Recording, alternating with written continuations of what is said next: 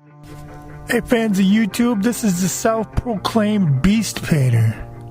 I've been doing this thing called Autobody for the last 20 plus years. Half of that was a collision tech, combo tech. Half of that was a production painter. We're going to talk about the Mazda colors today. I've been in the trade long enough where I've afforded myself the opportunity to use some of the best tools available, staying updated with the latest technology. Thanks for finding this channel. Today we're going to talk about the Mazda colors, 46G and 46V. Today we're going to talk about the Mazda colors, 46V and 46G. They both have their challenges. I believe the 46G is a little bit more difficult, in my opinion. I've only sprayed it as a tri-stage. Originally, the process was a quad stage.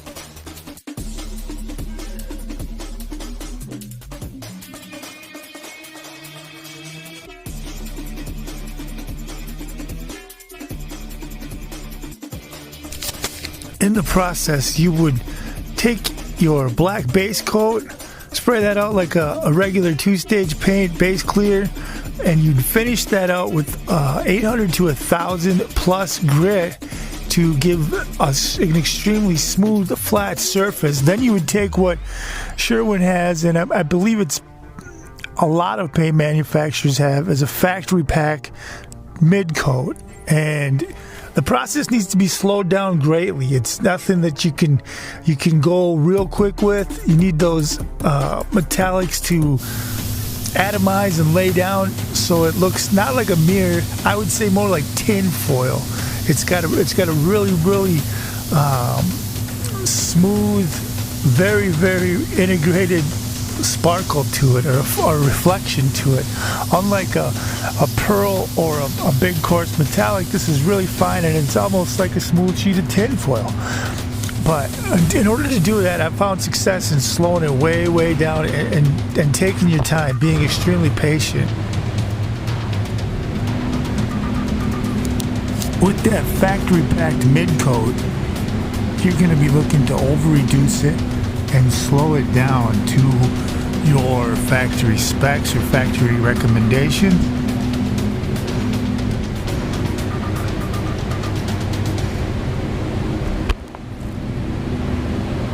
What you're going to want to do is hold the gun back 2 to 3 times your normal distance and cross hatch away. Make that overlapping cross hatch. And with that slower reducer, that's going to allow those metallics to lay down on that smooth prepped finish of 800 grit plus. This will give you that tin foil look, that glimmer of that factory pack.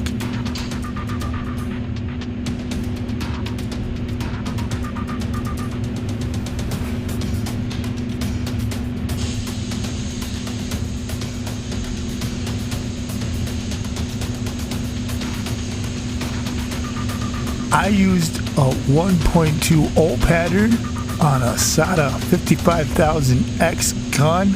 It was pretty straightforward. It wasn't anything that I wasn't unfamiliar with. It was just the same thing, different gun tip, different gun. Like I said, 2 to 3 times back, even more if you have to, just to get that uniform look. And be patient. Don't put it on and look at it and say, hey, this isn't what I wanted. You got to wait for that to flash off and then give it a good look with the daylight and the lights off in your booth to see what you have. Blending it out is not the hardest thing in the world, as long as you know what you're doing and have been doing this long enough. It can be tricky if you get yourself in a bind on a small panel or up against, let's say, like a bumper cover or a rear gate, or an adjacent panel. But panel painting, and I've had success too. It's just you got to do your spray outs. I believe you can tint it a couple different ways with blues and whites to move the color and the side tone.